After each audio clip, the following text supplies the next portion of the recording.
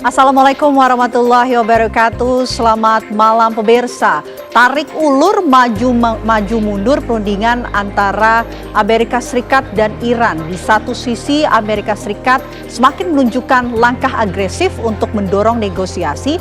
Namun di sisi sebaliknya Iran sampai saat ini belum juga memberikan kepastian.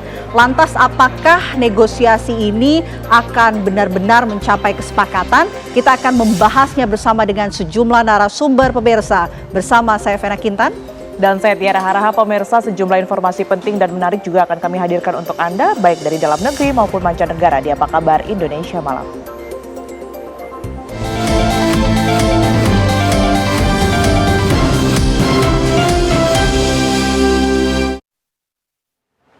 Kita awali Apa Kabar Indonesia Malam dengan informasi pertama. Pemirsa, warga berhasil menangkap pelaku pencurian mobil bersenjata api di kawasan Cisauk, Tangerang, Banten pada Sabtu pagi.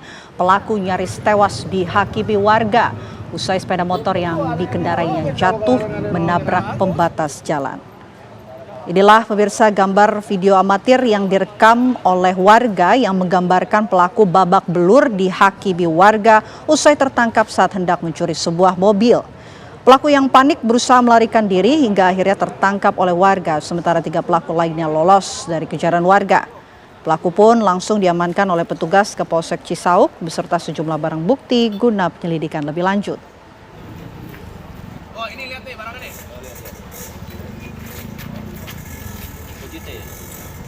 Tuh letter T ya. Oh iya. Ini buat magnet. Iya. Wah, ini main.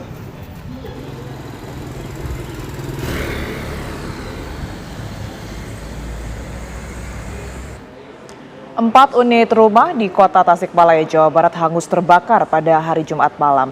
Kebakaran yang diduga akibat korsleting listrik ini membuat warga panik karena posisi rumah yang saling berdempetan dan berada di kawasan padat penduduk. Matahari. Iya, depan matahari, Pak. Kobaran api dengan cepat melahap 4 unit rumah di Kampung Babakan Payung, Kelurahan Yuda Negara, Kecamatan Cihideng, Kota Tasikmalaya, Jawa Barat. Petugas dari Damkar Kota dan Kabupaten Tasikmalaya yang tiba di lokasi langsung berupaya melokalisir api agar tidak terus merembet ke bangunan lainnya. Kondisi rumah yang sebagian semi permanen serta posisi yang saling berdempetan membuat si jago merah dengan mudah membesar.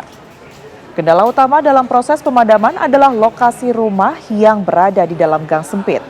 Petugas harus menyambung selang sepanjang 60 meter dari unit armada menuju titik kebakaran. Sebanyak 8 unit armada gabungan dari Damkar Kota, Kabupaten, serta BPBD dikerahkan ke lokasi. Dibantu unsur TNI, Polri, dan juga relawan, pemirsa, api baru berhasil dipadamkan setelah 40 menit penanganan.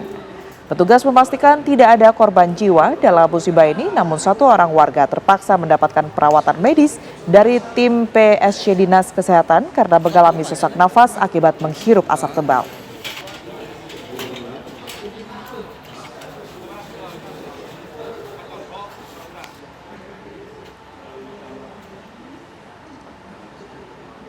Tujuh orang pelaku balap liar di Kota Makassar, Sulawesi Selatan ditangkap oleh aparat kepolisian. Dari penangkapan ini, pemirsa, selain mengamankan kendaraan, petugas juga menyita busur panah yang diduga akan digunakan untuk penyerangan. Ratusan pelaku balap liar di Jalan Lati Mojong, Kota Makassar, Sulawesi Selatan kocar kacir saat aparatur Jawali Sat Samapta Polrestabes Makassar datang. Petugas kemudian mengamankan 7 orang yang diduga terlibat aksi balap liar. Para pelaku menutup 2 arus jalan saat melakukan aksinya sehingga mengganggu pengguna jalan dan juga masyarakat sekitar.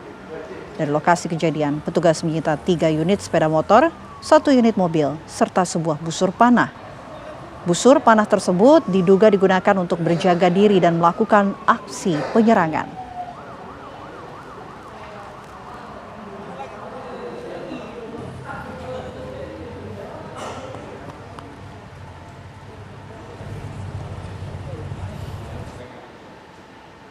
Puluhan driver ojek online bentrok dengan ratusan mahasiswa yang melakukan demonstrasi hingga menutup badan jalan.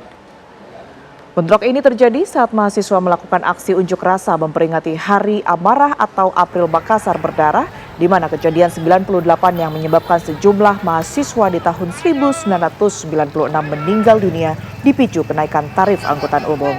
Aksi ini membuat kesal pengguna jalan khususnya para driver ojek online sehingga mereka membubarkan paksa. Bentrokan pun tak terhindarkan, aksi saling lempar batu pun terjadi. Bahkan ratusan ojek online ini merangsek masuk ke dalam kampus untuk mencari para demonstran yang menutup jalan.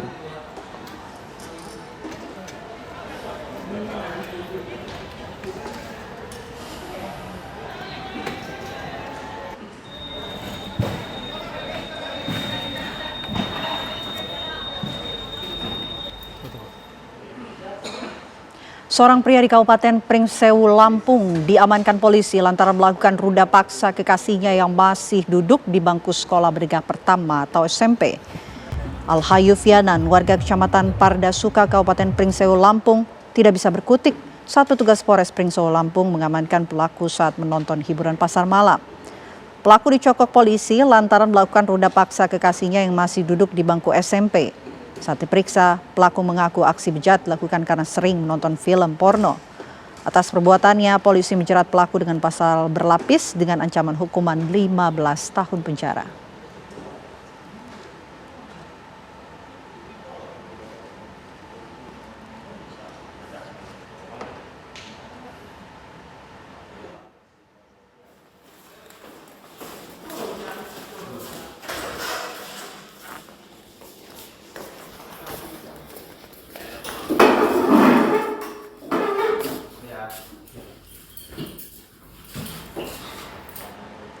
Orang tua balita korban dugaan penganiayaan oleh pengasuh penitipan anak melapor ke Polresta Yogyakarta. Orang tua korban berharap pelaku bisa segera mempertanggungjawabkan perbuatannya di hadapan hukum. Kasus dugaan penganiayaan balita di salah satu tempat penitipan anak atau daycare menggemparkan warga Umbul Harjo, Kota Yogyakarta. Sejumlah orang tua melaporkan kasus penganiayaan ke Polresta Yogyakarta. Mereka mengaku anaknya mengalami sejumlah luka di beberapa bagian tubuh. Namun, ketika mengonfirmasi ke pihak daycare, para orang tua selalu mendapat jawaban yang tidak memuaskan. Seminggu atau 2 minggu pas masuk, itu di tangannya langsung. Setelah itu, dia pilek sampai sekarang belum sembuh. Terus batuk, biasanya nggak pernah batuknya sampai muntah-muntah terus. Berat badannya juga dari hampir 9 jadi turun sampai 8. Itu lukanya di bagian mana? Lukanya ini ada fotonya. Ini semalam. Ini masih ada juga yang di depan, itu ada bekasnya juga, masih ada bekas cakaran.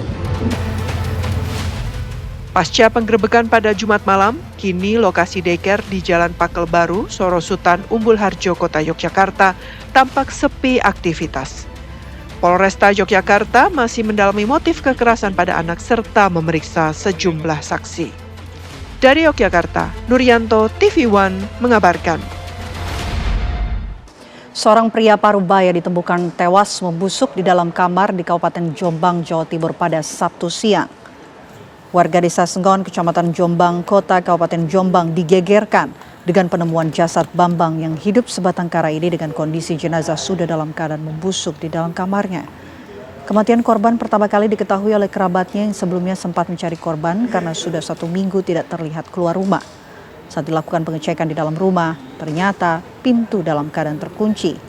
Warga bersama dengan perangkat desa pun membuka paksa pintu rumah. Setelah berhasil terbuka, tercium aroma tidak sedap dari dalam kamar korban. Petugas yang tiba di lokasi langsung melakukan olah TKP. Jenazah selanjutnya diangkut dengan mobil ambulans menuju RSUD Jombang guna dilakukan otopsi.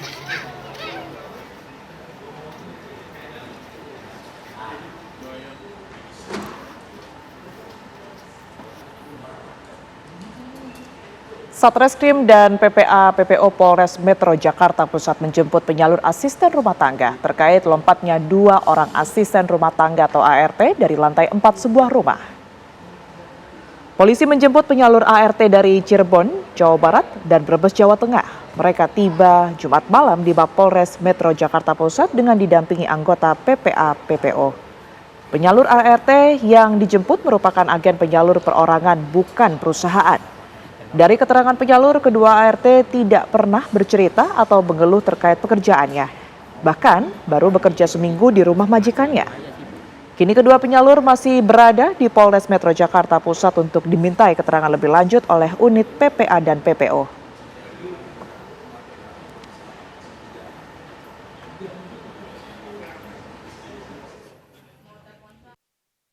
Kita ketahui bersama korban yang meninggal dunia, ART yang lompat dari lantai 4 itu masih berumur 15 tahun.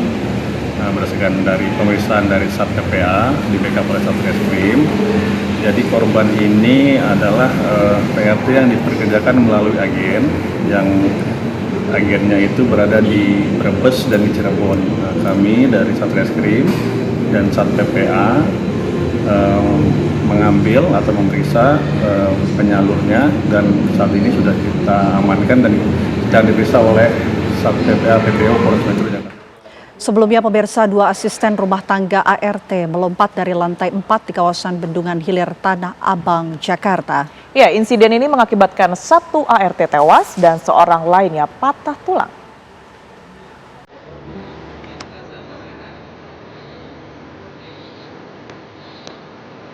Diduga mengalami perlakuan yang tidak menyenangkan dari majikannya, 2 ART berinisial R dan D melompat dari lantai 4 rumah di Jalan Bendungan Walahar Buntu, Tanah Abang, Jakarta Pusat.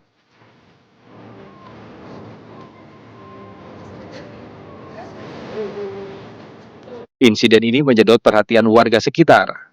1 ART berinisial D tewas di lokasi kejadian, sedangkan seorang lainnya mengalami patah tulang. Oh itu nggak ada KTP-nya yang ini. Yang ini nih kagak mau soalnya jadi. Oleh warga, korban luka langsung dilarikan ke Rumah Sakit Angkatan Laut Minto Harjo, Tanah Abang, Jakarta Pusat. Sementara korban meninggal dibawa ke Rumah Sakit Cipto Mangunkusumo guna otopsi. Jadi kamu ditanyain, kita siapa nih?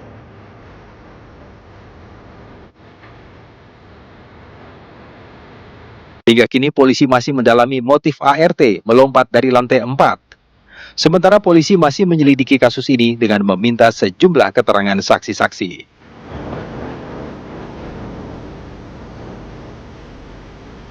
Dari Jakarta, Yoga Kuspratomo, TV One mengabarkan.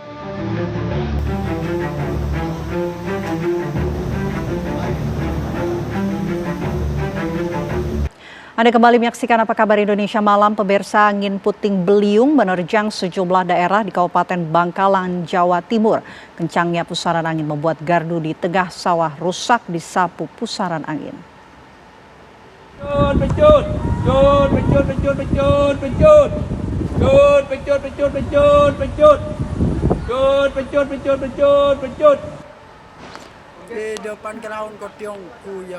Pusaran angin puting beliung yang menerjang kawasan Desa Telang, Kecamatan Kamal, Bangkalan, Jawa Timur terekam kamera warga pada Jumat sore. Pusaran angin tersebut tampak jelas terbentuk di bawah gumpalan awan gelap pekat. Fenomena alam ini terjadi selama 2 hari berturut-turut. Kencangnya pusaran angin yang berlangsung selama 25 menit merusak sebuah gardu milik warga yang berada di tengah sawah dan bergerak cepat hingga ke Desa Bulu, Kecamatan Socah, Bangkalan. Meski sempat membuat warga panik, namun pusaran angin tersebut hanya melintasi kawasan persawahan sehingga tidak menimbulkan kerusakan pada permukiman warga.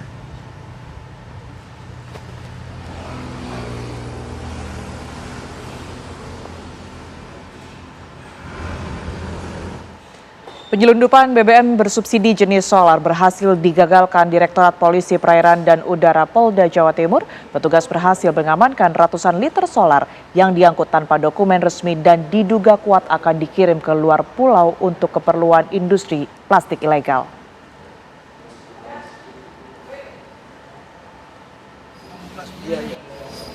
Pengungkapan kasus ini berawal dari informasi yang diterima polisi mengenai adanya upaya penyelundupan solar ilegal yang dikirim dari wilayah Blora, Jawa Tengah menuju Pangkalan Bun, Kalimantan Tengah. Tim gabungan segera melakukan penyisiran di area pelabuhan. Saat memeriksa sebuah truk, petugas menemukan kecurigaan pada bagian samping bak kendaraan yang tertutup rapat. Setelah dibuka, ternyata ditemukan 31 jerigen besar yang berisi solar subsidi dengan total kapasitas 930 liter. Selain BBM ilegal, polisi juga menyita 1 unit truk yang digunakan sebagai alat angkut dan mengamankan 1 orang tersangka. Berdasarkan pengakuan tersangka, solar tersebut dibeli secara bertahap di sejumlah SPBU dengan memanfaatkan barcode subsidi BBM kendaraan resmi. Setelah terkumpul, BBM dipindahkan ke dalam jerigen untuk disembunyikan dan dikirim tujuan Pangkalan Bun, Kalimantan Barat. Akibat praktik ilegal ini, pemirsa, negara diperkirakan mengalami potensi kerugian yang sangat besar, mencapai ratusan juta rupiah.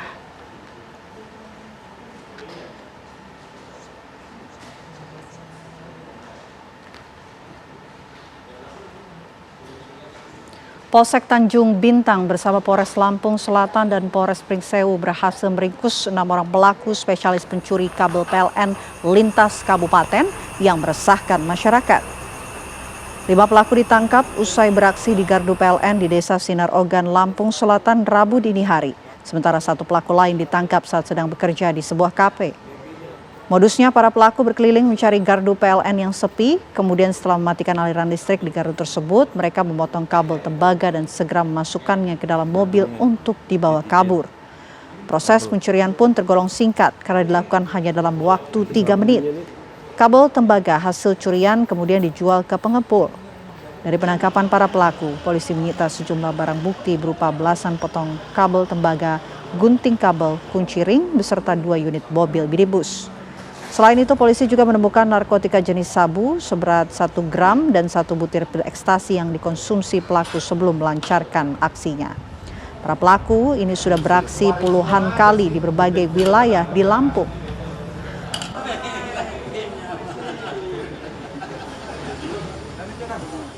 Modus operandi, awalnya pelaku mendatangi gardu listrik dengan menggunakan mobil dan membawa alat-alat yang telah dipersiapkan para pelaku untuk mencuri kabel tembaga. Setelah sampai di lokasi, pelaku mematikan aliran listrik terlebih dahulu dan memotong kabel tembaga dengan menggunakan alat-alat yang sudah para pelaku siapkan sebelumnya.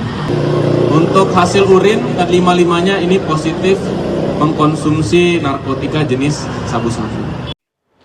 Polisi memburu pelaku pembakaran angkutan umum JP 03 jurusan Karet Roksi yang terjadi di Jalan Kiai Haji Mas Mansur, Tanah Abang, Jakarta Pusat, Sabtu pagi tadi. Pembakaran angkot dipicu saling cekcok mulut rebutan antrian penumpang di Jalan Kiai Mas Mansur. Polisi membenarkan angkot JP 03 jurusan Karet Roksi dibakar oleh seorang yang sedang antri menunggu penumpang di Jalan Kiai Mas Mansur, Tanah Abang, Jakarta Pusat. Saat ini Satreskrim Polsek Metro Tanah Abang melakukan pengejaran terhadap pelaku. Pembakaran angkot JP 03 ini, pemirsa, diduga berawal dari saling cekcok mulut rebutan antrian penumpang. Pelaku kesal terhadap korban hingga membakar angkot milik korban dengan menggunakan bensin. Saat ini korban mengalami luka bakar di tangan dan kaki, kini dalam perawatan di rumah sakit.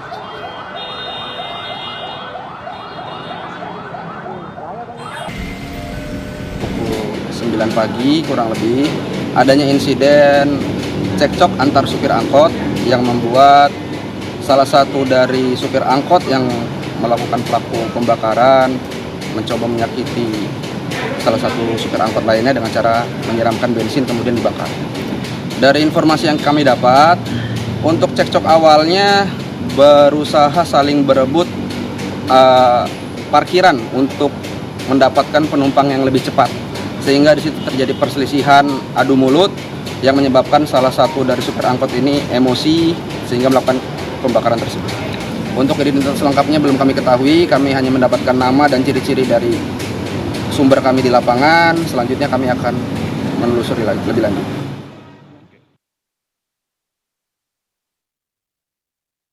Pemirsa, ambulan relawan Mercy dan pemadam kebakaran Kabupaten Sleman menjadi korban order fiktif. Pelakunya diduga debt collector pinjaman online atau pinjol. Awalnya, ambulans mendapatkan permintaan untuk menjemput pasien di daerah Catur Tunggal, Depok, Sleman. Namun saat didatangi ke lokasi, pemilik rumah mengaku tidak memesan ambulans. Sopir ambulans kemudian menghubungi nomor pemesan dan pemesan mengaku dari aplikasi pinjol. Sementara hal yang sama juga terjadi pada petugas damkar. Petugas mendapat telepon yang meminta bantuan mengevakuasi ular di alamat yang sama dengan pemesan ambulans. Namun ternyata petugas tidak mendapati ular yang dimaksud. Damkar Sleman mengaku sudah 4 kali menjadi korban order fiktif untuk aplikasi pinjol. Saat ini kepolisian masih terus menelusuri kasus tersebut dan sudah memintai keterangan petugas damkar. Perintah siapa? Ketemu langsung sama saya. Ya, kami akan dalami kasus ini pemirsa bersama dengan driver atau sopir ambulans yang juga merupakan korban, Pak Muklisin, yang telah tersambung bersama kami secara virtual di Apa Kabar Indonesia Malam. Selamat malam, Pak Muklisin. Selamat malam, Mbak Baik. Rina dan Mbak Tiara. Baik, Pak Muklisin, mungkin bisa diceritakan kronologi awal terlebih dahulu bagaimana kemudian Anda bisa mendapatkan order fiktif tersebut? Jadi kemarin setengah 3 waktu Indonesia Barat itu kami dapat laporan dari admin Mercy bahwasanya ada permintaan layanan kedaruratan di daerah Depok, Sleman untuk dibawa ke Rumah Sakit Pangki Rapid. Oke, tapi ketika Anda tiba di lokasi, apa yang Anda temui? Jadi sebelum sampai di lokasi kan kami telepon nomor yang yang kami dapatkan dari admin, sangat meyakinkan, belum ada kecurigaan bahwa itu laporan palsu. Jadi saya sudah mau sampai itu saya telepon, saya baru di depan sini Pak, oh maju lagi Mas, nanti ada perempatan belok kanan. Jadi sangat meyakinkan. Sesampainya di lokasi saya bertemu dengan pemilik rumah dan benar ternyata pemilik rumah bilang, oh itu lokasinya di rumah saya Mas, cuman ini orangnya ini nggak ada, maksudnya udah pindah dari situ tuh 3 tahun yang lalu. Nah, dari situ udah dipastikan bahwa itu laporan palsu. Kemudian kami telepon balik untuk nomor yang tadi tidak diangkat karena video call, saya minta video call juga nggak diangkat. Akhirnya yang ketiga itu diangkat, terus beliaunya ngaku bahwa dari pinjol untuk menagihkan utang, seperti itu Mbak. Baik, mohon maaf sebelumnya Pak Muklisin, apakah Pak Muklisin ini juga salah satu yang sebelumnya barangkali terlibat dalam sebuah pinjaman online atau bagaimana? Kalau saya pribadi baru pertama kali ini ya Mbak, mendapatkan laporan palsu dari modus di pinjol ini. Oke, apakah mungkin Pak Muklisin orang yang lokasinya Pak Muklisin datangi ini terlibat pinjaman online begitu?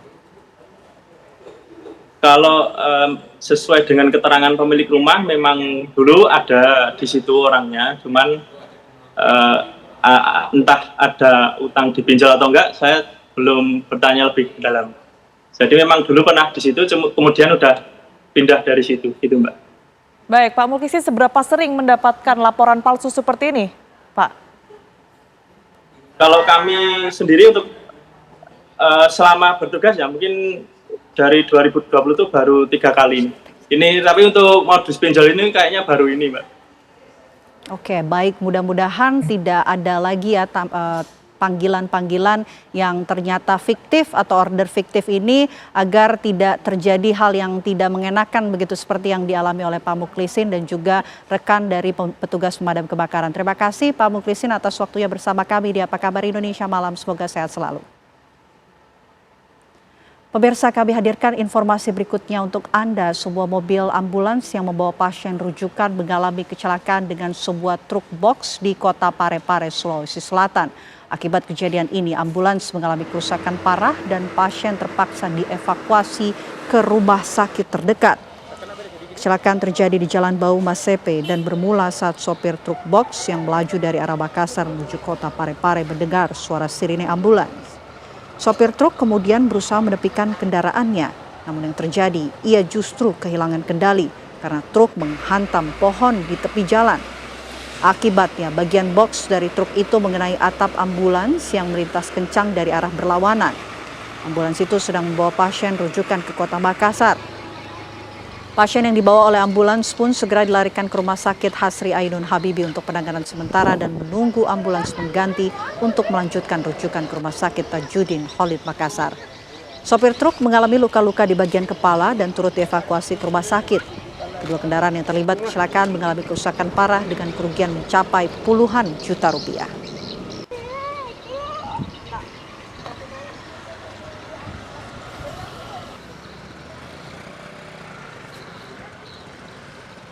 Ya, akankah negosiasi antara Amerika Serikat dan juga Iran akan benar-benar segera berlangsung dan juga mencapai kesepakatan? Itu yang akan menjadi topik pembahasan kita pada malam hari ini bersama dengan sejumlah narasumber. Saya akan perkenalkan untuk Anda yang sudah hadir di studio bersama saya. Ini di sebelah kanan saya ada pengamat hubungan internasional, ada Mbak Jen Francois. Mbak Jen, apa kabar? Sehat, Mbak? Sehat, Ibu. Terima kasih.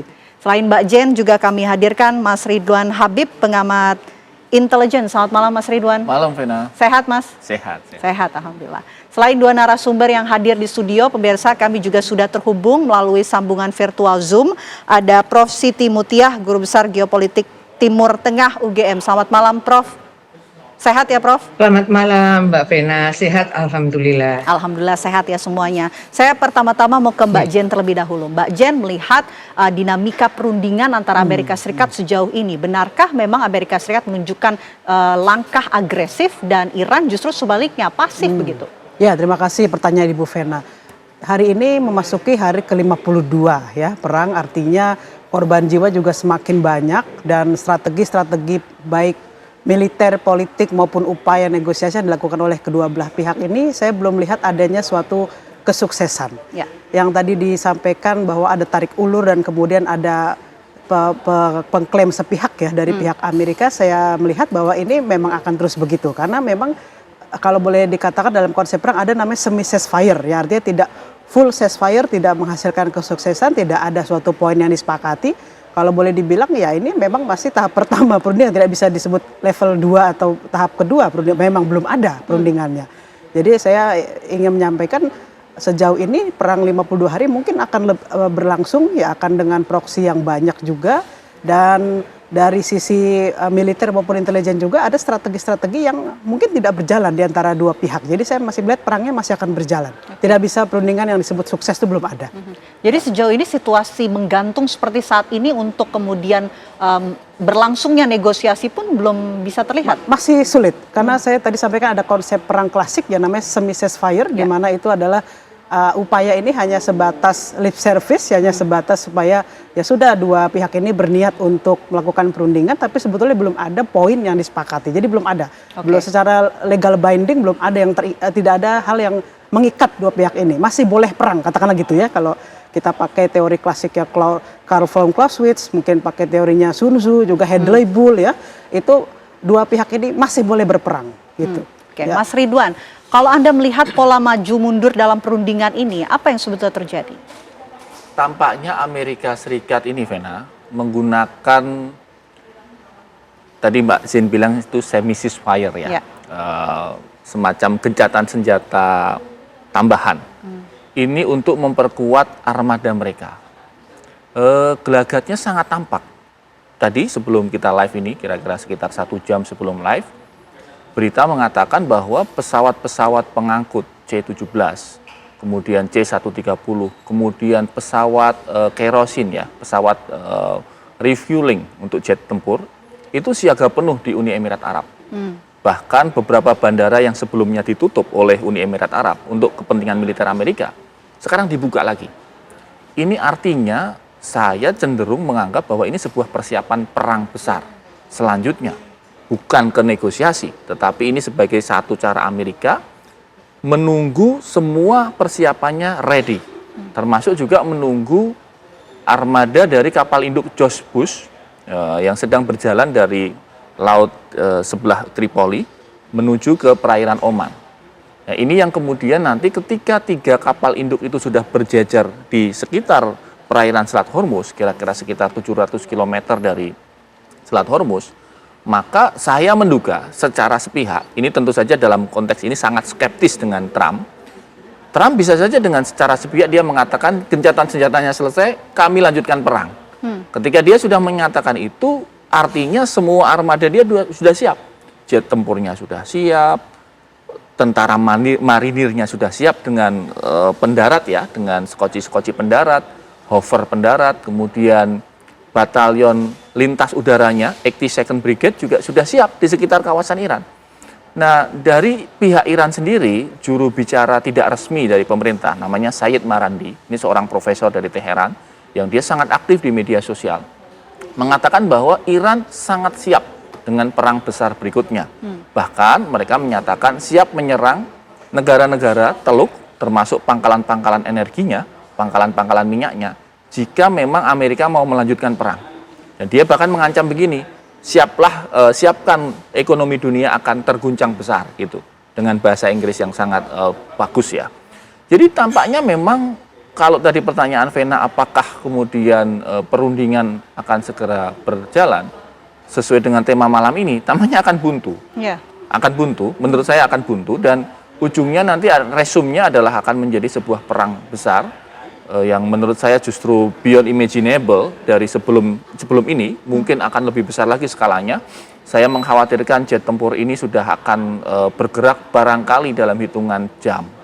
Mungkin bisa besok pagi, Minggu waktu Teheran, bisa saja hari Senin. Dan saat ini memang delegasi dari Iran juga sudah berada di Islamabad. Tetapi kan dari Amerika, setahu kami saat kita memantau berita belum berangkat. Dan yang ditunjuk juga belum jelas. Ada kabar yang mengatakan yang ditunjuk Steve Witkoff, ada yang kabar mengatakan yang ditunjuk Jared Kushner. Beda-beda nih versinya. Artinya dari Amerika ya stalling time, ngulur waktu sampai pada satu titik semua armadanya siap untuk berperang berikutnya. Oke, jadi intinya adalah perang ini akan mengarah ke perang yang lebih besar, begitu prediksi dari Anda. Benarkah demikian? Kita akan tanyakan ke Prof. Siti. Prof. Siti, Anda punya analisa lainkah kenapa kemudian sampai saat ini negosiasi belum juga berlangsung, termasuk juga kesepakatan gencatan senjata lanjutan ini juga belum terdengar begitu dari sisi Iran? Ya, terima kasih Mbak Vena, terima kasih Mbak Jen, terima kasih Pak Ridwan yang telah memberi masukan yang bagus sekali ya. Kalau istilahnya Mbak Jen tadi semi ceasefire ya, kalau dalam istilah diplomasi mungkin kursif diplomasi ya. Dalam keadaan Iran dengan Amerika Serikat itu tidak berdiplomasi tapi juga lebih mengurangi kekerasan. Kalau saya melihat sejak perundingan yang pertama di Islamabad beberapa waktu yang lalu itu sudah gagal ya, karena kedua belah pihak itu tidak mencapai kesepakatan. Mengapa tidak mencapai kesepakatan? Kedua belah pihak tidak mau kompromi, karena yang dikompromikan itu hal yang penting dari kedua belah pihak. Mungkin saya sudah pernah membahas di tempat lain bahwa Amerika Serikat menuntut Iran itu melucuti semua fasilitas nuklirnya, dan itu hal yang tidak mungkin karena sejak JCPOA digagalkan oleh Amerika, yaitu Joint Comprehensive Plan of Action itu tahun 2018 Donald Trump sudah mundur, maka Iran juga merasa tidak punya komitmen untuk mengurangi uraniumnya ya. Sekarang dia secara bertahap sudah meningkatkan kapasitas uraniumnya, dan itu sudah mencapai, kata berita itu sudah mencapai 90%, dan itu bisa untuk mudah membangun senjata penuklir ya. Senjata nuklir untuk pemusnah massal. Sehingga kalau itu dilucuti itu satu hal yang tidak adil, karena sebetulnya Israel juga memiliki yang sama. Kalau Amerika Serikat menuntut Iran untuk menghabisi kemampuan nuklirnya, mestinya Amerika Serikat juga melakukan hal yang sama kepada Israel ya. Di sini saya melihat ketidakadilan dalam perundingan, tidak mungkin ada kesepakatan. Itu yang pertama. Perundingan itu syarat keberhasilannya adalah ada itu kesepakatan, ada kompromi untuk hal-hal yang tidak urgent bagi kedua belah pihak dan harus mencari kepentingan bersama. Kedua belah pihak tidak mencari kepentingan bersama, tapi tetap bersiteguh pada kepentingan masing-masing. Amerika Serikat menuntut Selat Hormuz untuk dibuka, dan itu juga tidak mungkin bagi Iran karena itu kartu truf dia. Kemudian Iran menuntut Amerika Serikat untuk membiayai semua perang atau membiayai semua yang telah dihancurkan, itu juga tidak mungkin. Akhirnya perundingan itu gagal. Perundingan gagal juga bisa kita lihat dari penengahnya. Kalau saya melihat sebetulnya Pakistan, Perdana Menteri Pakistan itu berusaha untuk menjadi penengah. Apakah dia memenuhi syarat Pakistan ini untuk menjadi penengah? Penengah itu sebetulnya syaratnya selain harus netral, diterima kedua belah pihak, dia juga mempunyai power atau kemampuan untuk menekan kedua belah pihak untuk mentaati kesepakatan, ya, menekan si A untuk mau berunding pada masalah tertentu dan menekan si B untuk menurunkan tuntutannya, seperti itu. Tapi kan Pakistan ini tidak punya kemampuan untuk itu. Selain itu Pakistan sendiri punya masalah dengan Iran, ya. Di tahun 2024 itu Pakistan pernah konflik perbatasan dengan Iran. Yang kedua, Pakistan sendiri sedang dilanda masalah sektarianisme, hubungan Sunni Syiah yang mayoritas Pakistan itu Sunni, itu juga masalah yang belum terselesaikan. Yang ketiga, Pakistan itu kan sekarang dalam godokan IMF, sehingga dia juga masih punya masalah ekonomi. Sementara kalau dia menjadi fasilitator, itu harus memfasilitasi biaya-biaya diplomasi, tempat, kemudian nanti hasil perundingan itu harus dilaksanakan, kontrol terhadap hasil perundingan dan lain sebagainya. Dan Pakistan tidak punya kemampuan itu, sehingga saya sudah berulang kali mengatakan kalau mau berunding lagi itu evaluasi dulu perundingan pertama mengapa tidak berhasil. Harusnya itu tidak Pakistan lagi digunakan, cari tempat yang lain untuk tempat perundingan. Kemungkinan kalau menurut perhitungan saya, Qatar itu bisa menjadi tempat perundingan karena Qatar tidak pernah punya masalah dengan Iran. Sebetulnya Qatar adalah satu-satunya negara di Teluk yang tetap berhubungan dagang dengan Iran. Meskipun itu Iran itu Iran itu diembargo oleh Amerika Serikat sejak 1979, ya. Dia masih tetap melaksanakan meskipun Qatar juga punya hubungan baik dengan Amerika. Sehingga Qatar juga punya kemampuan ekonomi yang luar biasa. Kita melihat ketika penyelenggaraan World Cup tahun 2022 itu dengan sukses, dengan bisa menunjukkan kemampuan ekonominya. Itu yang saya lihat, dia tidak melihat selama itu. Setelah perundingan, Amerika Serikat itu malah melaksanakan blokade terhadap Selat Hormuz. Ya, Selat Hormuz itu haknya Iran, ya, itu teritori Iran dan Oman sebetulnya, ya, di perairan Oman dan Iran. Ya, saya yang heran, blokade itu kan artinya menutup satu wilayah, tapi itu wilayahnya untuk negara lain atau orang lain dilarang masuk ataupun keluar dari wilayah yang diblokade. Lah, ini Amerika Serikat seperti tadi Pak Ridwan mengatakan sudah parkir 3 carrier Amerika Serikat atau kapal Indo Amerika Serikat sudah berjajar di Laut Mediterranean yang akan menuju Selat Hormuz, dan saya lihat ada satu kapal yang sudah akan memblokade. Itu suatu hal yang aneh, memblokade wilayah lain, itu wilayah negara lain. Itu kan sudah melanggar hukum atau kebiasaan internasional. Sehingga kalau ini tidak ditaati, ketaatan itu penting, compliance. Jadi kalau agreements itu harus ada compliance, compliance itu kita harus sudah ada poinnya. political will. Ya. Oke, baik. Menarik apa yang dikatakan oleh Prof. Siti, Mbak Jen, soal blokade. Kalau kita melihat sekilas begitu langkah yang dilakukan oleh Amerika Serikat, ini seakan menunjukkan diplomasi yang disebut koersif diplomasi, yang seperti memberikan ancaman dengan blokade, tapi seperti membuka peluang besar, langkah agresif untuk menekan perundingan gencatan senjata lanjutan. Kalau Anda melihatnya seperti apa? Ya, dalam perspektif ilmu pertahanan tidak ada diplomasi. Ya, saya cenderung melihatnya adalah suatu perang ini memang terjadi karena kedua belah pihak saling perang, ya, dan saling berkonflik. Sejak awal saya katakan pelajari nation building kedua negara, di mana 40 tahun memang sudah bersih tegang, hanya belum perang terbuka. Nah, 2026 ini sayangnya, ya, sangat disayangkan, ya, Presiden Amerika, kita tahu sendiri karakter Donald Trump seperti itu, akhirnya melakukan perang terbuka. Dan proses tadi diplomasi menurut saya belum ada diplomasi. Bahkan sekelas Paus Leo pada waktu itu kan, dan sayangnya memang Paus Leo terlambat, ya, untuk kemudian berusaha menjadi mediator, ya.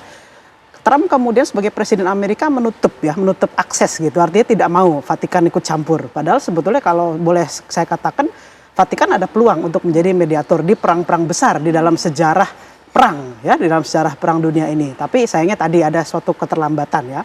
Dan kemudian upaya-upaya yang dilakukan Pakistan dalam konteks menjadi mediator, saya tetap apresiasi, ya. Tapi saya setuju dengan Prof bahwa memang punya kelemahan-kelemahan itu. Dan kita tahu sendiri, sekali lagi, ya, kalau kita menggunakan teori perang klasik, ya, misalkan Michael Weiser, ya, di mana bagaimana perang dilakukan dan bagaimana perang harus dijalankan, menurut saya tetap, ya, dari sisi Amerika tidak mau kemudian menjadi pihak yang mendeklarasi perang ini selesai, harus dari pihak yang diserang, gitu, seperti itu. Jadi memang Amerika tetap akan menyerang, ya, tidak ada diplomasi sama sekali kalau saya dari perspektif pertahanan, tidak ada namanya diplomasi dalam bentuk apapun. Kemarin itu yang sempat Donald Trump menyampaikan sesaat setelah Paus Leo kemudian bilang, ya, harus perlu ada gencatan senjata. Donald Trump akhirnya melakukan semi ceasefire yang tadi saya bilang, tapi kan tetap ya menyerang, artinya belum ada suatu kesepakatan damai. Kemudian dari sisi Irannya juga mulai ada proksi, ya, artinya kalau kita menggunakan teori Sun Tzu, Iran ini menang secara non militer. Iran ini didukung oleh netizen, entah dari itu Asia, Afrika, Timur Tengah terutama, ya. Persepsi orang ini akan selalu mendukung Iran, ya, dan kemudian akan selalu menyalahkan Amerika. Ini jadi menurut saya Iran menang secara persepsi, ya, secara non militer. Tapi secara real hitungan militer Iran ini sebetulnya sudah kalah karena pemimpin tertingginya saja sudah dibunuh. Kemudian pusat-pusat militer pertahanan bahkan gas dan energi gitu, ya, sempat mati lampu berapa jam waktu itu, ya, itu sudah diserang. Amerika menyerang dengan sangat agresif. Kalau dari data saya itu di 12 jam pertama, di hari pertama itu ada 900 kali serangan. Nah ini sekarang udah 52 hari, bayangkan. Mungkin ada media atau ada suatu serangan yang tidak tercover, ya, kadang seperti itu dalam suatu peperangan. Jadi yang kita tahu mungkin, oh ini terlihat damai, sebenarnya masih perang, gitu. Jadi saya tetap melihatnya dua pihak ini dalam konsep nation building, ya. Saya juga memperkenalkan ke mahasiswa saya, ada mungkin doktrin yang saya bangun mungkin dari konsep berperang ini, saya namakan François Doctrine, ya, artinya dalam suatu peperangan itu akan mempengaruhi sejarah nation building itu sendiri. Artinya akan mempengaruhi dalam konteks mengubah sistem atau mengubah nation building suatu negara dengan besar-besaran. Kita akan buktikan di perang Iran Amerika ini. Dari 12 sisi ini sudah ada warna tersendiri dalam sejarah nation building. Seperti kita tahu kalau kita balik ke sejarah, yaitu 40 tahun, ya, Prof.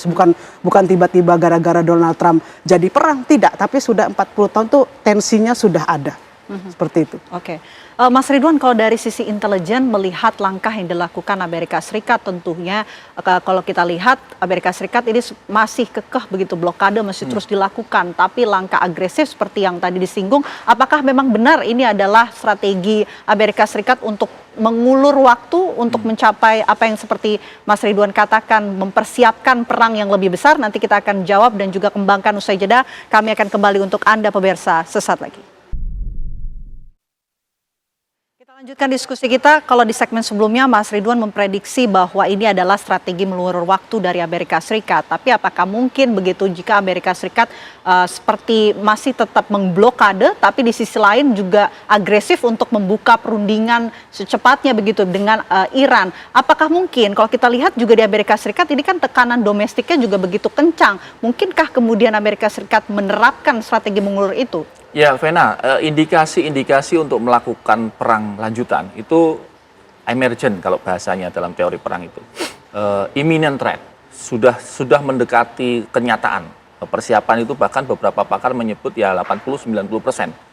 Bahkan sudah ada yang memperkirakan dalam waktu sekitar 24 jam setidaknya dari hari ini. Nah, kalau kemudian Vena tadi nanya bagaimana dukungan politik dalam negeri di Amerika Serikat, sebenarnya yang menolak perang ini kan jumlahnya tidak terlalu besar. Ya, memang skalanya gede, kelihatannya. Misalnya demo No Kings itu kan 8 juta, 9 juta, kemudian di 50 state gitu. Tapi kalau dibandingkan dengan voter Amerika yang 300-an juta, ya 8 juta kan kecil sekali. Dan karakter mereka ini, karakter voter Amerika ini tampaknya memang mereka sudah sangat selektif ya memilih berita. Kalau misalnya pendukung Trump, mereka hanya akan nonton berita-berita yang mendukung Trump. Misalnya Fox News kalau dalam televisinya. Mereka hanya nonton pemberitaan yang mengatakan bahwa Trump sudah menang di Iran, Trump berhasil mengalahkan Iran, Iran itu jahat, hanya nonton itu. Mereka nggak akan peduli dengan misalnya berita-berita tandingan, CNN misalnya atau Al Jazeera. Nggak mungkin ditonton oleh pendukung Trump. yang mengatakan misalnya ada pelanggaran HAM, tadi Prof. Titik menyatakan ada pelanggaran hukum humaniter internasional di Selat Hormuz, nggak bakal ditonton itu oleh para pendukung Trump. Itu satu. Di sisi Iran sendiri, kebutuhan untuk melanjutkan perang ini juga tinggi sekali, terutama dari rezim IRGC, dari pimpinan mereka. Kenapa? Karena kalau kemudian Iran ini berhenti di table, berhenti di negosiasi, image dunia yang tadi Mbak Jen bilang bahwa netizen dunia ini mendukung Iran, itu akan kemudian berubah. Seolah-olah bahwa Iran ini mengalah atau kalah karena mereka mau menerima tawaran-tawaran dari Amerika Serikat di meja perundingan. Jadi di internal Iran sendiri yang mendesak untuk sudah lanjutkan saja perang sampai penghabisan, itu lebih dominan. Rakyat mereka bahkan tiap malam itu turun ke jalan dengan bendera Iran dan meneriakkan slogan anti Amerika, anti Israel, lanjutkan perang. Sehingga kemudian saya bisa memahami delegasi-delegasi moderat seperti Muhammad Ghalibaf, Ketua Parlemen Iran, kemudian Abbas Araghchi, itu juga memang dalam tekanan psikologis juga. Mereka berangkat sebagai representasi Iran, tetapi di satu sisi IRGC, pimpinan, bisa kita sebut pimpinan tertinggi ya, dari pemerintah Iran, ini lebih condong untuk melanjutkan perang, resume the war, melanjutkan perang sampai selesai. Jadi Vena, tadi kemungkinannya apakah kemudian Prof. Titik mengatakan Pakistan menjadi tempat yang gagal, kemudian menawarkan Qatar. Itu sangat mungkin ketika dua nationnya memang bersedia untuk dialog. Tapi tampaknya sampai hari ini datanya tidak menunjukkan itu. Jadi mau dipindahkan ke Qatar, mau dipindahkan ke Turki, memang intensi dua negaranya memang pengen berperang. Gitu. Oke, saya mau ke Prof. Siti kalau begitu. Prof, kalau dari menurut Anda begitu, apakah Iran ini memang sudah siap dan juga sudah melihat adanya potensi perang ini akan berlanjut ke perang yang lebih besar begitu sehingga menolak untuk merespon adanya gencatan senjata lanjutan dengan Amerika Serikat? Ya, baik. Mbak Vina, terima kasih. Saya ingin menanggapi dulu tadi, saya agak berbeda dengan pendapat Mbak Jen ya, yang bahwa tidak ada diplomasi dalam hal perang Iran AS ini. Kalau menurut saya negosiasi di Islamabad itu diplomasi ya, negosiasi itu bagian dari diplomasi, tapi negosiasi tidak satu-satunya cara diplomasi.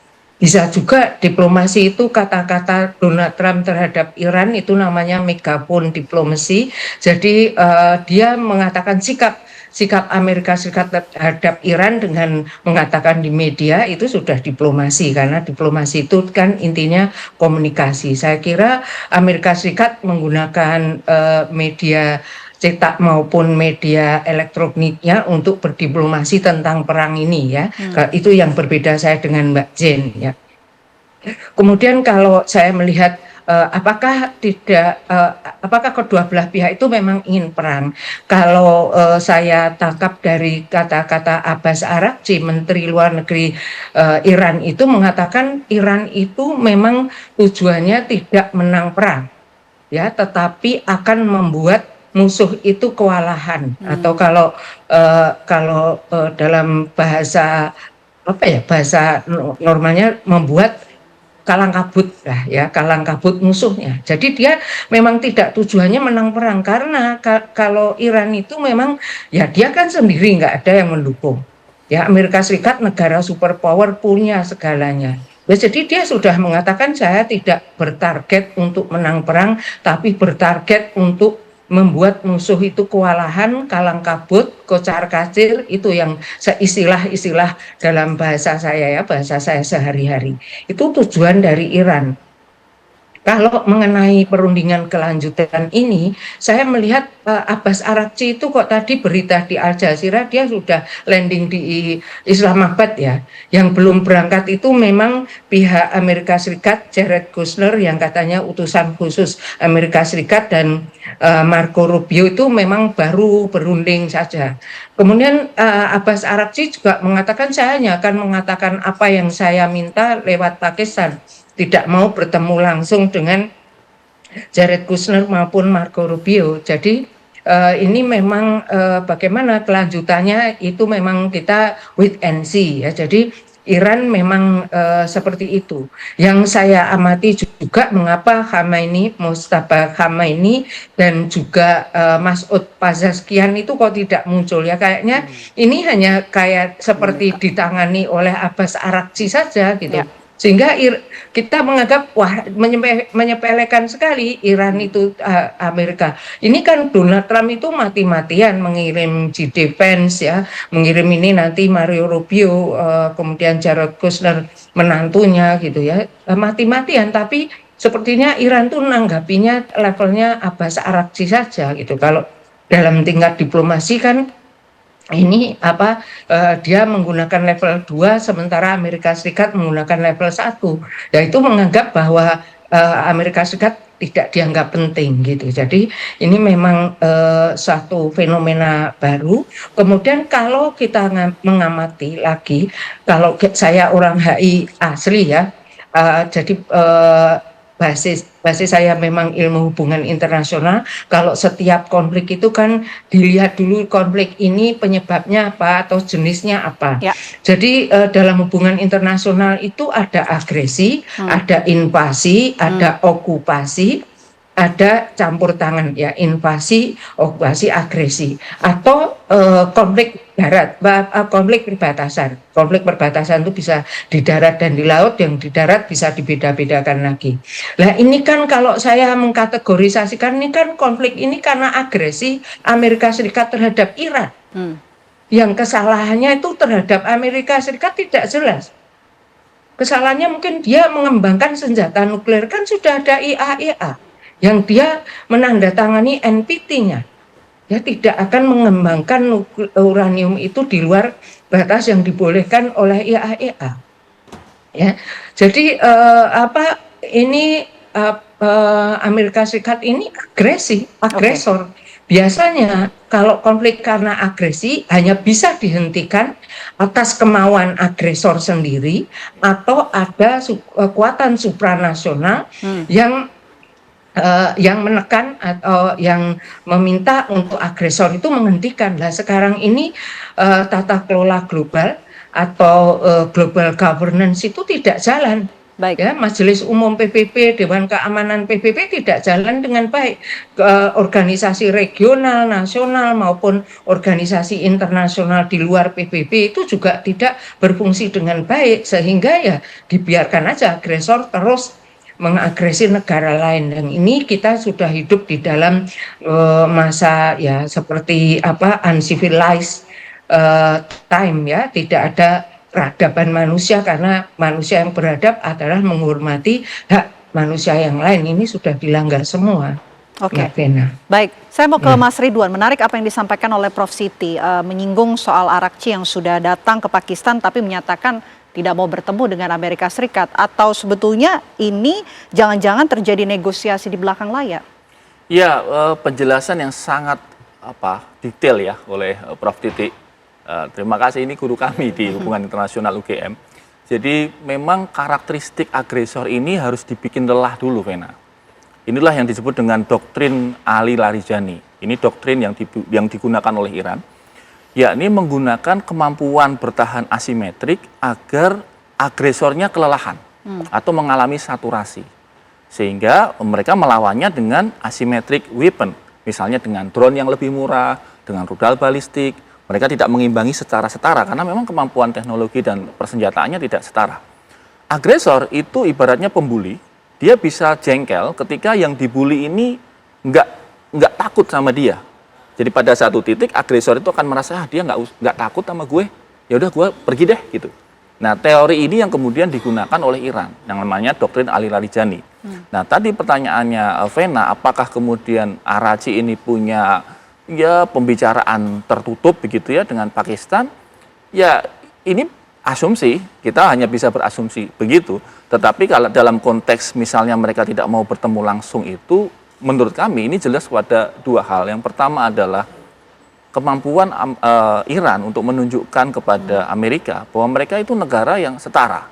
Tadi Prof. Titi sudah menjelaskan kan, Amerika aja mengirim menantu presiden begitu. Iran mengirimkan menteri luar negeri. Dia ingin menunjukkan bahwa ya kita setara dengan Amerika, bahkan lebih gitu. Nah, kemudian menunjukkan yang kedua, ini adalah faktor security. Sekali lagi, mereka selalu berasumsi bahwa Iran ini lemah, Iran ini mudah ditipu begitu ya. Tetapi ternyata tidak. Dan Amerika yang selalu mencari cara untuk membuat bangsa Iran itu menyerah, setidaknya sampai hari ini 52 hari ya, 52-53 hari perang, tidak menyerah juga begitu. Jadi dari sisi security mereka sangat berhati-hati, Vena. Termasuk juga misalnya dari sisi hidangan. Pertemuan ini kan kalau dia dalam tata hubungan diplomasi head to head begini, kalau misalnya ini ada, dulu kami di HIUGM itu ada namanya table manner course gitu. Ya. Jadi kalau diplomat bertemu diplomat, minuman disajikan bersama, itu masing-masing diberikan minum, harus minum gitu, untuk menghormati semacam courtesy. Nah, tapi kalau itu minumnya misalnya poisonous, ada racunnya, gimana? Ya. Kan ini mereka kemudian, Iran kemudian berpikir precautionnya sangat banyak.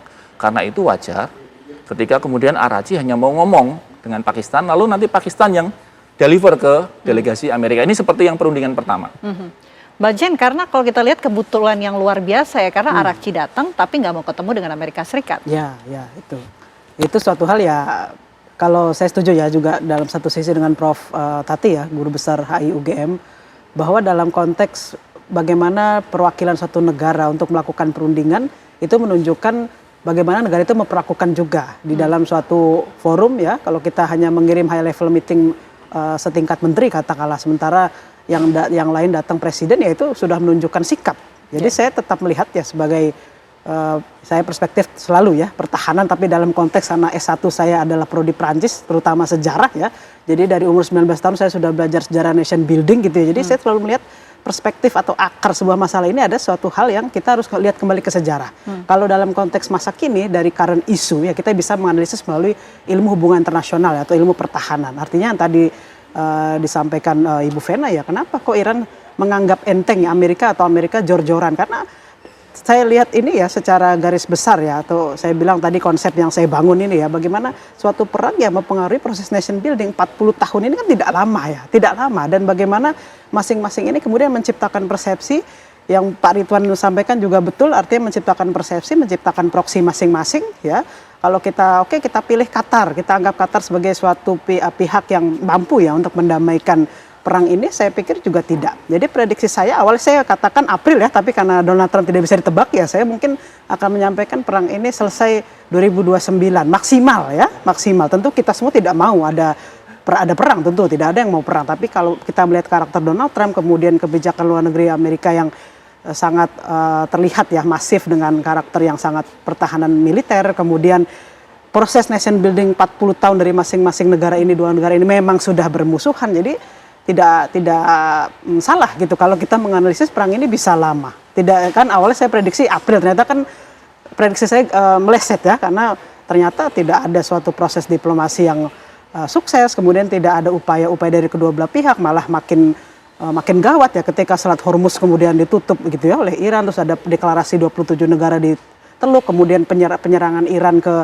negara-negara yang menjadi basis militer Amerika ya, termasuk Qatar kan ya, itu juga diserang. Jadi saya melihat tetap dua pihak ini tetap dalam tanda kutip, kalau kita menggunakan istilah Michael Weiser ya, salah satu ilmu ahli pertahanan, bahwa dua negara ini belum ada kesepakatan, belum ada diplomasi, jadi boleh berperang, tanda kutip boleh berperangnya. Dan prediksi saya 2029 ketika Donald Trump sudah tidak presiden, menurut saya itu tidak ada, karena tidak ada lagi yang bisa menghentikan ini. PBB sudah tidak ada perannya karena donatur terbesar PBB sudah tidak mau kan ya, Donald Trump, di era Donald Trump Amerika sudah tidak mau membiayai PBB, bahkan membentuk Board of Peace gitu ya.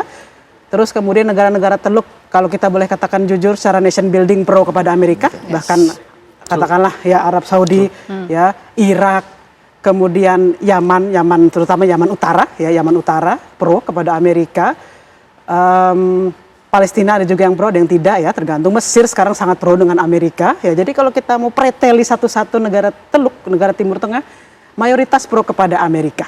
Jadi apakah kita mau memberikan kursi mediasi ini di negara Teluk, atau ya sudah perang ini berjalan dengan sendirinya selesai sampai Donald Trump sudah tidak presiden. Kalau kita pakai istilah persepsi Sun Tzu, ya Iran sebenarnya sudah menang secara non militer ya, secara persepsi, secara keterikatan ideologi, secara kemudian orang membela Iran ya dengan banyak postingan gitu ya, itu menurut saya Iran sudah menang secara non militer. Sekarang yang ditunggu Amerika adalah Iran mengakui bahwa Iran ini kalah loh secara militer, secara speech, secara formal, bukan lagi kemudian upaya-upaya diplomasi yang tanda kutip bukan diplomasi juga ya, semu gitu. Amerika menunggu itu. Once Iran mengakui itu sudah selesai. Jadi kita tentu tidak mau ya sampai 2020. Tapi kalau memang Iran masih ya, kita bangsa, saya sekali lagi melihat nation building Persia itu bangsa yang tidak mau menyerah. Tidak pernah dalam sejarah Persia itu kemudian menyerah, kemudian mengibarkan bendera putih, tidak pernah. Makanya pesimisnya paling maksimal ya 2029 ketika Trump sudah tidak presiden. Gitu. Yang juga menjadi sorotan dengan kondisi saat ini, pernyataan yang dikeluarkan oleh Presiden Amerika Serikat Donald Trump yang memicu ketegangan seperti menyerang kapal-kapal Iran. Kita akan bahas selengkapnya usai jeda. Program Apa Kabar Indonesia Malam akan kembali untuk Anda sesaat lagi. Ya, kita lanjutkan diskusi kita. Saya terlebih dahulu mau ke Mas Ridwan. Mas Ridwan, kalau kita melihat begitu dengan kondisi saat ini, pernyataan yang disampaikan oleh Presiden Amerika Serikat Donald Trump cukup memicu ketegangan dengan menyerang kapal-kapal Iran. Bagaimana menurut Anda? Ya, saat ini Iran sudah melakukan persiapan ya di Selat Hormuz sesuai dengan tema kita kan. Negosiasi buntu, Selat Hormuz memanas. Memang sudah panas. Dan tampaknya memang ada yang disebut dengan kapal-kapal Zulfikar. Ini kapalnya nggak panjang, hanya sekitar 24 meter, awaknya mungkin sekitar 4 sampai 6 orang, tetapi mereka ini banyak sekali. Maka sering disebut sebagai armada nyamuk atau mosquito fleet. Nah, ini nanti yang akan kemudian menghalangi kalau kapal USS Destroyer dari Amerika Serikat masuk. Karena dengan kedalaman Selat Hormuz yang batimetrinya hanya 80 meter, nggak mungkin kapal induk itu masuk. Jadi kapal induk hanya akan siaga di sekitar perairan Oman. Yang diluncurkan itu USS Destroyer yang lebih kecil, yang panjangnya cuma 155 meter. Tetapi kalaupun itu masuk, dia akan kena 3 sasaran oleh Iran. Pertama tadi, armada nyamuk Iran, armada kapal nyamuk Iran, tadi yang kapal-kapal Zulfikar. Yang kedua adalah barisan rudal pesisir. Ini rudal direct. Jadi rudal ini berada di pinggir-pinggir Selat Hormuz dan dia ini langsung terhubung di atas permukaan laut. Jadi tidak melambung begini, tapi lurus horizontal. Sehingga kalau horizontal akan sangat sulit di counter dengan radar-radar Aegis yang dimiliki oleh Amerika. Nah, yang terakhir pertahanan berikutnya adalah drone. Iran juga menyiagakan drone yang bahkan ini drone kamikaze ya. Jadi drone-nya naik, dia akan meledak di geladak-geladak kapal Amerika. Jadi kalau betul ini akan benar-benar terjadi perang dan akan dimulai dengan tandanya adalah ketika kapal induk George Bush itu sudah dekat di perairan Oman, maka yang paling akan membara pertama tentu Selat Hormuz. Baru setelah itu kemungkinannya adalah pendaratan tadi, pasukan lintas udara di Pulau Hak. Jadi nanti akan ada perang darat antara infanteri Amerika melawan mungkin Delta Force ya,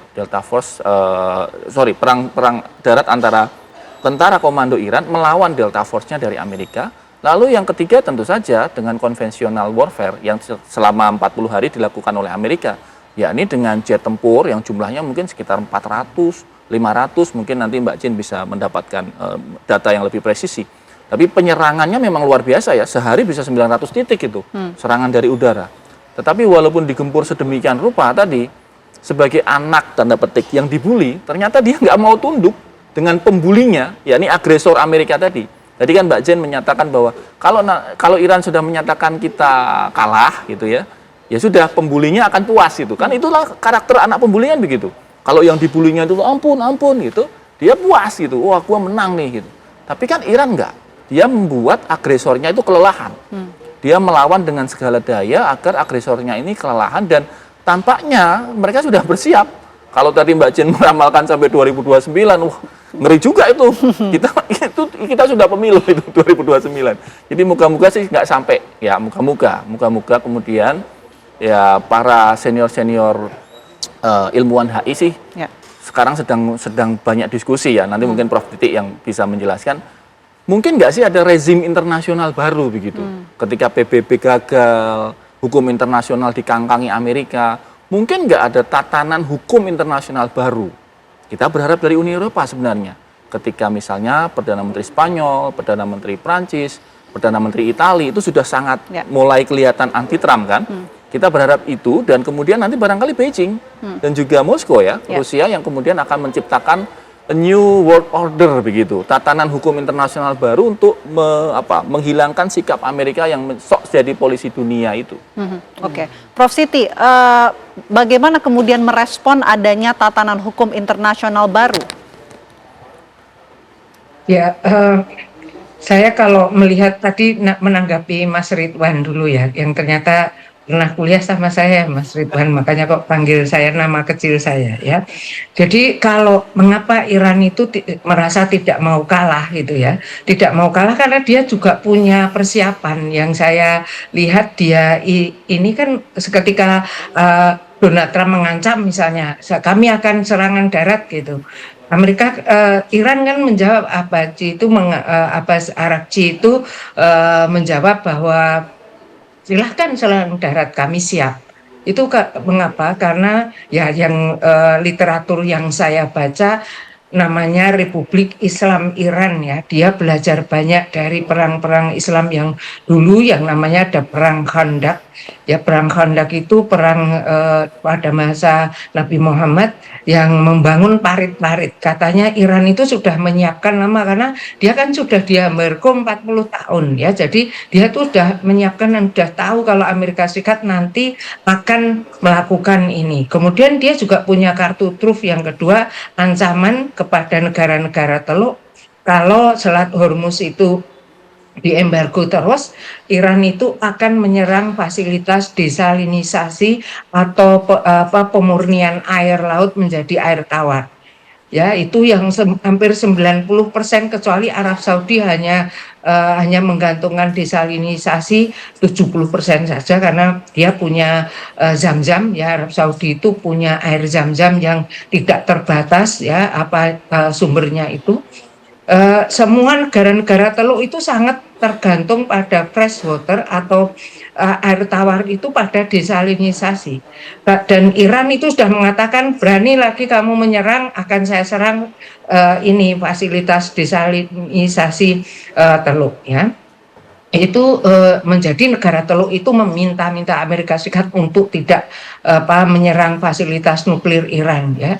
Kemudian yang ketiga adalah strategi Iran itu setelah Selat Hormuz ya, Mas Ridwan pasti tahu ada Selat Babel Mandeb ya, yang itu kalau sudah dikuasai Houthi Yaman ya.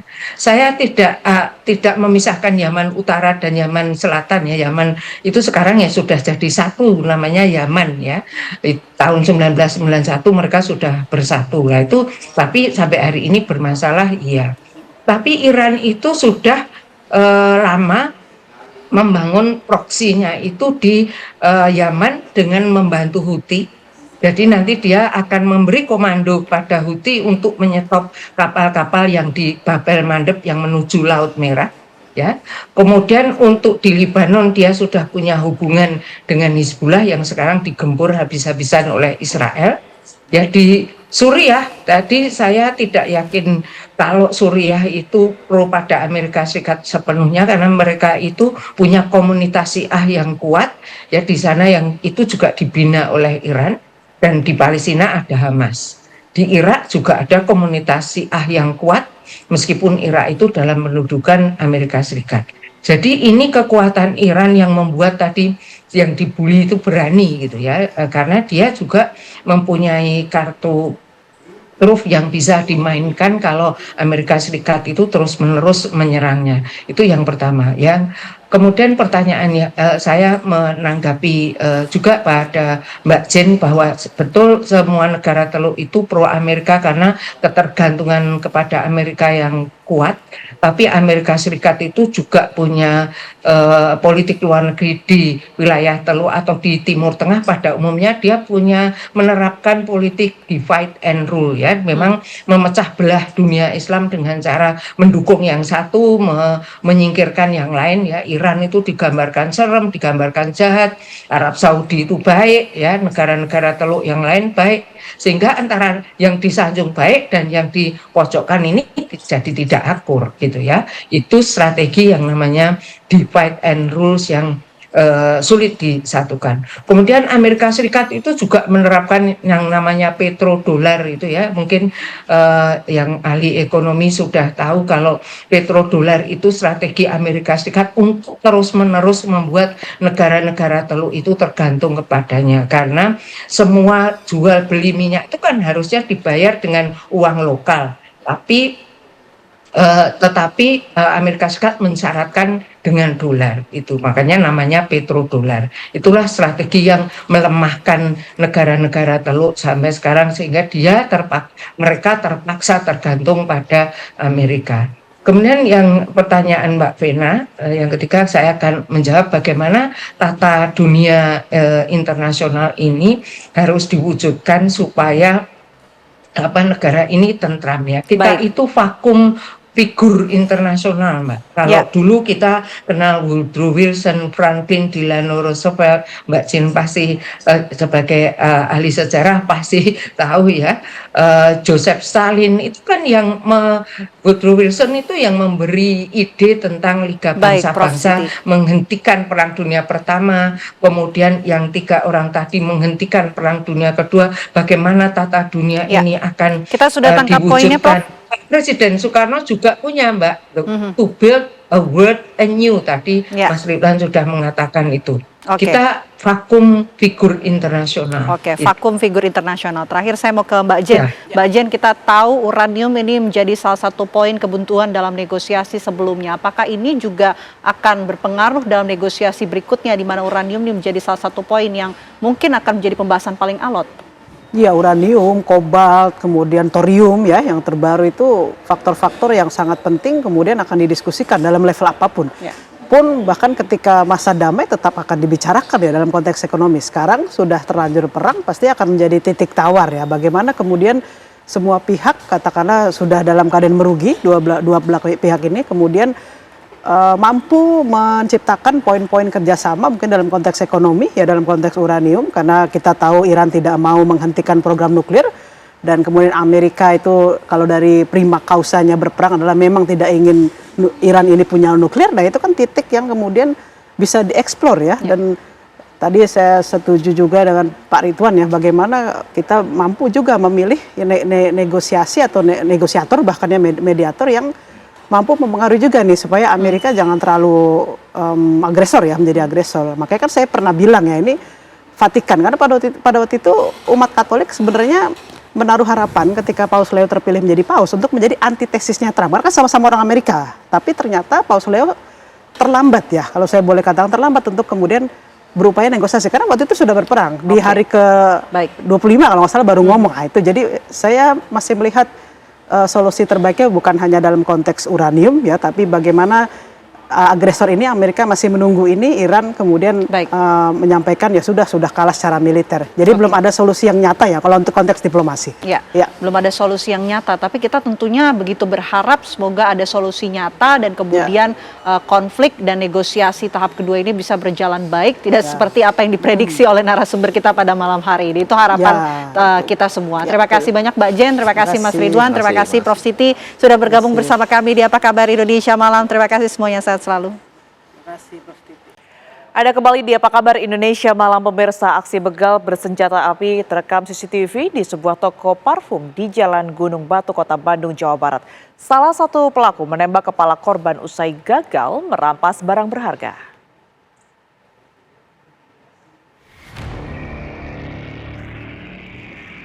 Inilah rekaman CCTV saat 2 pria yang diduga pelaku begal berhenti di depan toko parfum di Jalan Gunung Batu, Kecamatan Cicendo, Kota Bandung pada Selasa dini hari. Satu pelaku tetap berada di atas motor, sementara pelaku lainnya turun dan langsung menghampiri 2 petugas keamanan toko yang sedang berjaga. Pelaku kemudian menodongkan senjata api dan mengancam korban. Salah satu korban berusaha menyelamatkan diri, namun korban lainnya yang melakukan perlawanan justru ditembak di bagian kepala. Beruntung, tembakan peluru karet itu tidak menimbulkan luka serius. Setelah gagal membawa barang berharga, kedua pelaku hanya sempat mengambil jaket dan melarikan diri. Awalnya tuh dia datang dari arah bawah, dari arah Cimindi, 2 orang. Langsung menuju ke sini, Pak. Ke keamanan kita ya, Pak. Lalu dia menodongkan pistol pada keamanan kita dan menembakkan salah satu pelurunya, Pak. Akibat kejadian ini korban mengalami luka di bagian kepala akibat tembakan. Saat ini kasusnya masih dalam penanganan Polsek Cicendo. Dari Bandung, Jawa Barat, CP Kurnia, TV One mengabarkan.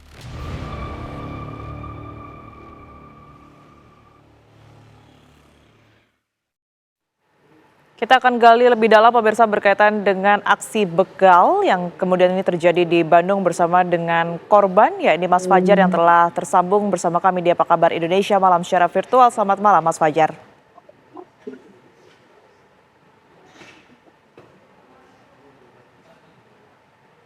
Mas Fajar sudah bisa dengar suara di studio?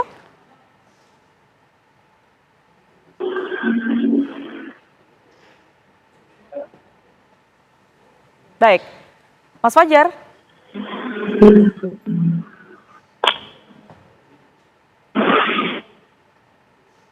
Baik, kami akan coba untuk perbaiki sambungan komunikasi kami dengan salah satu korban begal di Bandung, Jawa Barat. Pemirsa, kita ke informasi lainnya terlebih dahulu, di mana 2 orang pria berkelahi dengan senjata tajam di Kabupaten Sidrap, Sulawesi Selatan. Perkelahian diduga akibat sengketa lahan persawahan. Rekaman video amatir warga ini pemirsa memperlihatkan 2 pria saling serang menggunakan bambu dan senjata tajam jenis badik di Dusun Palae, Desa Bila, Kecamatan 2 Pitue, Kabupaten Sidrap. Insiden bermula saat salah satu pelaku berinisial WL memasang tiang bambu di lahan yang diklaim milik AM. Terjadilah adu mulut yang berujung pada perkelahian. Warga yang berada di lokasi berusaha untuk melerai, namun kedua pelaku terlanjur terlibat perkelahian sengit. Akibat kejadian ini, kedua belah pihak mengalami luka-luka dan melaporkan kasus tersebut ke pihak kepolisian. Para pelaku pun terancam dijerat dengan pasal penganiayaan berat.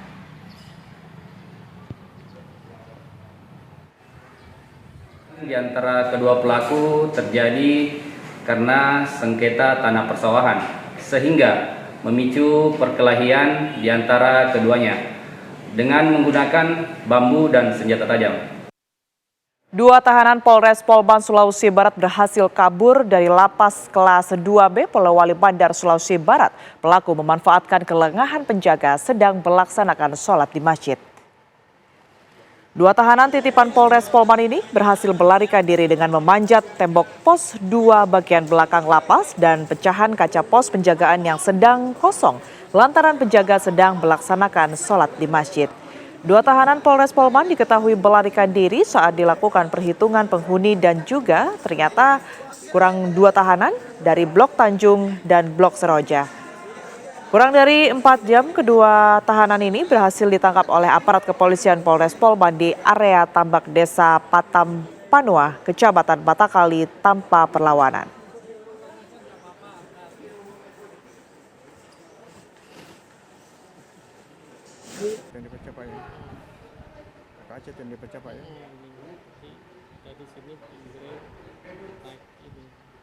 Oh, berarti dibantu temannya untuk melarikan diri Pak.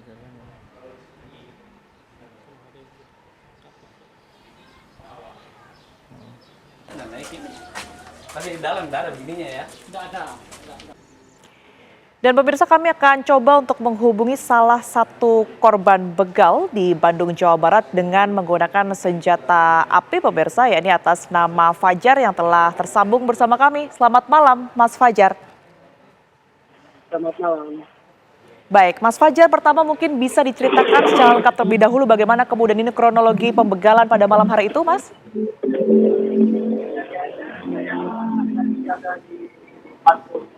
Parfum Sampono Cabang Gunung Batu sedang berjaga sambil bermain HP.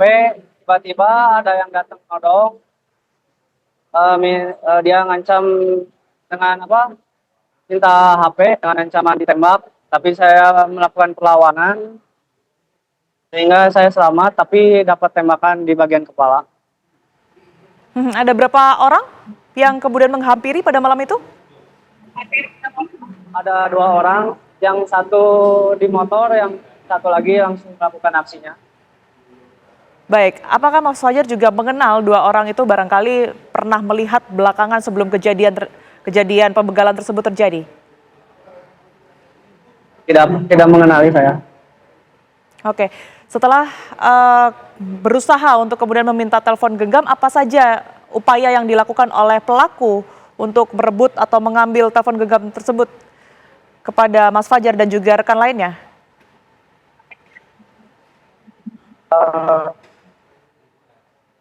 Gimana? Setelah berupaya untuk mengambil telepon genggam, apa yang dilakukan oleh pelaku, Mas Fajar?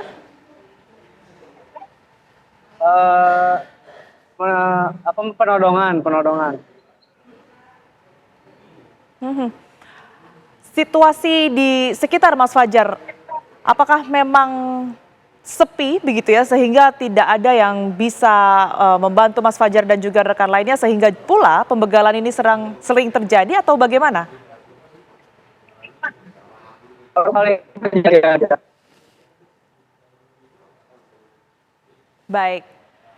Baik, terima kasih atas informasi yang telah diberikan kepada kami di Apa Kabar Indonesia Malam. Semoga kejadian serupa tidak terjadi lagi, Mas Fajar. Assalamualaikum. Kita beralih ke informasi lainnya, pemirsa. Timnas Indonesia U17 asuhan Kurniawan Dwi Yulianto bersiap mengikuti Piala Asia U17 2026 dengan bertolak lebih awal ke Arab Saudi. Keberangkatan ini pun dilakukan untuk adaptasi cuaca dan pematangan tim sebelum bertanding. Suasana keberangkatan skuad Timnas Indonesia U17 terlihat di Bandara Internasional Soekarno-Hatta, Tangerang, Banten pada Sabtu sore. Para pemain, ofisial, dan tim pelatih terlihat siap bertolak menuju Arab Saudi untuk mengikuti ajang Piala Asia U17 2026. Keberangkatan lebih awal ini dimaksudkan agar para pemain dapat beradaptasi dengan kondisi cuaca serta menjalani laga uji coba melawan Timnas Arab Saudi pada 28 April mendatang. Skuad Garuda Muda membawa 21 pemain dalam penerbangan perdana, sementara 2 pemain lainnya dijadwalkan menyusul pada hari berikutnya. Sebelumnya terdapat 26 pemain dalam pemusatan latihan, namun 6 pemain dicoret demi menyesuaikan kuota maksimal 23 pemain dan dikembalikan ke klub masing-masing. Timnas Indonesia U17 akan bergabung di grup berat, yaitu grup B bersama dengan Jepang, Cina, dan juga Qatar. Pada laga perdana, pemirsa, Indonesia akan menghadapi Cina pada 5 Mei mendatang. Dengan persiapan matang dan semangat tinggi, Timnas Indonesia U17 diharapkan mampu memberikan hasil terbaik dan mengharumkan nama bangsa di ajang Piala Asia U17 2026.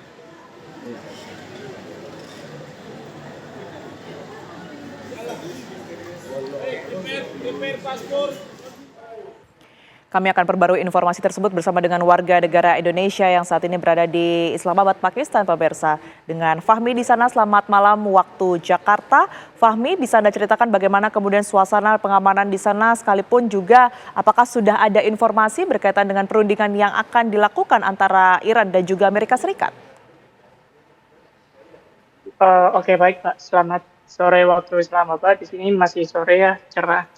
Terkait pengamanan yang dilakukan di sekitar Red Zone itu memang benar Mbak. Di sana memang sudah keamanan itu sudah meningkat, di mana gabungan aparat yang terdiri dari militer, paramiliter, terus polisi dan juga berbagai angkatan bersenjata di Pakistan itu telah dikerahkan. Mungkin sekitar 10.000 pasukan ditambah dengan 10.000 lagi telah berjaga di sekitar kawasan Red Zone tersebut untuk menjaga berlangsungnya pertemuan delegasi Iran dengan Pakistan ini.